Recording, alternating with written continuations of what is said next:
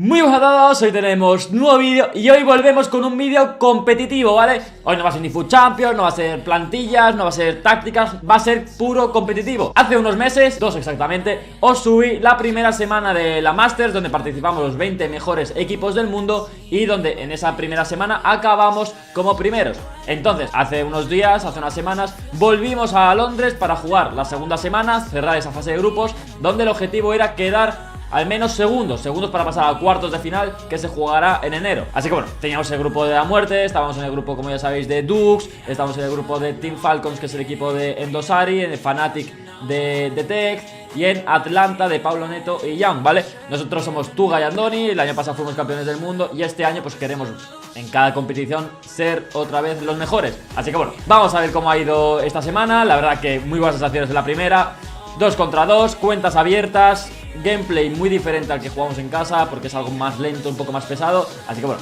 vamos con el vídeo y espero que os guste.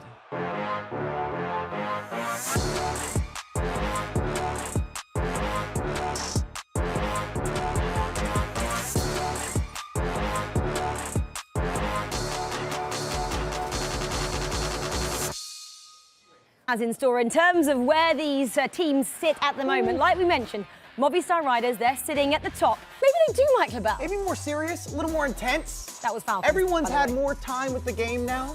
This possibly is why they look worried. Look who they have. Please welcome Andoni and Tuga of Movistar Riders.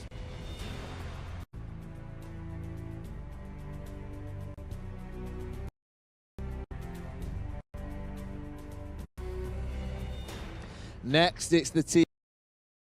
This as well, and we're expecting these world champions to make it a little bit easy now. They've already got this 10 points, and this is how they did it. It fumbles around for the first goal, but I just call these guys unbreakable. You see them pop off, you see some of the emotion, but tactically and mentally, they expect the results, they have the ability individually, and as a collective, it's working. They found the right partnership. We talk about this time and time again. You got to get the right partner because you're only as good as you guys are able to come together with alignment, and we saw that with Riders, and it allows them to go up 2-0. It gives you a little more leverage to see out games, especially when you're facing some of that constant pressure. Well, they're not a new partnership, of course. Nope. They're established just the standings after one more round of fixtures. Remember, there's 5 tonight, but it's setting up nicely, Rachel. Go on, you tell me what. As of the draw, it was Riders taking on Ducks, and this is how it went down. Indeed, as you see some of that build-up play. And the opening goal is actually going to be a penalty kick here. You see Pele working, giving you a little bit of scooting and booting, draws the penalty kick. I love the step overs this year. Not nearly as happy from the likes of Tuga and Andoni. Not able to stop the penalty kick. However, there's going to be an instant rebuttal. If there's ever a better time to score a goal, it's right after conceding. You see that Cruyff turn from Jairzinho, the extra pass again from Pele. Top corner, best corner. And it wasn't a game full of a bunch of action, but it ends up being 1-1, and it allows, of course, for Andoni and Tuga, they're probably first win of the day in their first match of the day. And this is how Group C currently looks in. That was blocked off the line. If that goes in, it's a completely different situation for them. But of course, this game, Riders versus Falcons, top versus bottom. This is a game, of course, if Riders win up, they're 100% through. And I think Asnam going to be able to do it. I'm not really sure. I don't have the mathematics in front of me because I know everything with tiebreakers goes into head-to-heads and how you look against the teams that you're potentially tying against and that progress. There's a lot. I'm not here to give you the dibbling and the dabbling, but I can tell you a little bit about it as you see the competitors. What happened? I think one of them slapped the monitor. It's a huge battle to come back. And you've obviously competed against them as you see some of this build-up. Would you say they're the most organized team of any of the 2v? Just so we can get a slight upgrade. Of course, he's still fast with the accelerate types, but again, could be faster. Mbappe across. On, but it's intercepted. Pele into space, takes it off the defender. A lot of space to work with. Trivella taken way too early, and Donnarumma. Defending, though, you have to say. Fantastic defending from Riders. Is that the finish? Early slide, extra pass, Pele with the turn. Hey, and you hear the eruption, top corner, near post. A lot of hesitation. I was just going to say, as you commit more bodies to the attack, commit more bodies to the pressure play, it opens up lanes and they capitalize. And Riders haven't had as many chances. But exactly, his physicality, his pace, his power. And that is the win for Riders. Tuga and Andoni advance into the knockout stages. We say a goodbye to Team Falcons, GOAT Mo, and of course the king of the jungle, MS Dasari, eliminated in the group stages. And you give him a hand clap, and it's got to be said, what happened here is for our last round. Yeah, it sets up for a top of the table clash, doesn't it? Between these two, Riders and Fnatic, 14 points to 12. As it's tops the group. I mean, if you are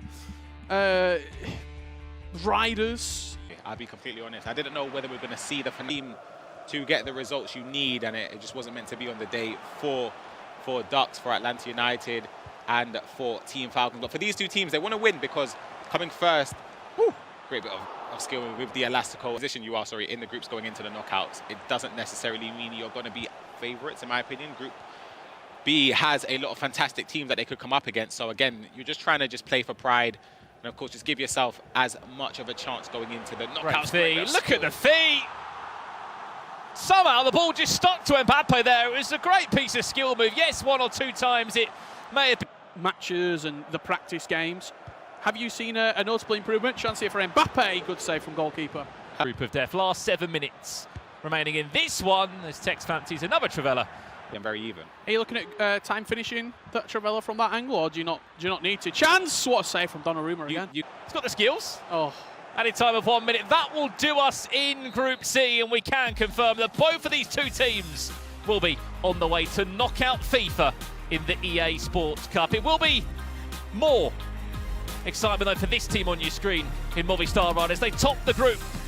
Well, obviously Atlanta getting the win over Falcons 3-2 there. And this is a summary of Group C. Riders topping the group of death with 17 points. Fnatic in second. Pues como habéis visto, pasamos a cuartos de final. Ya estamos entre los 8 mejores equipos de esta competición. Fnatic con 12 puntos, nosotros con 17. La verdad que es una auténtica barbaridad hacer 17 puntos en ese grupo. No sé, me parece una auténtica locura lo que estamos haciendo Tuga y yo. La verdad que estamos jugando muy bien, nos compenetramos muy bien.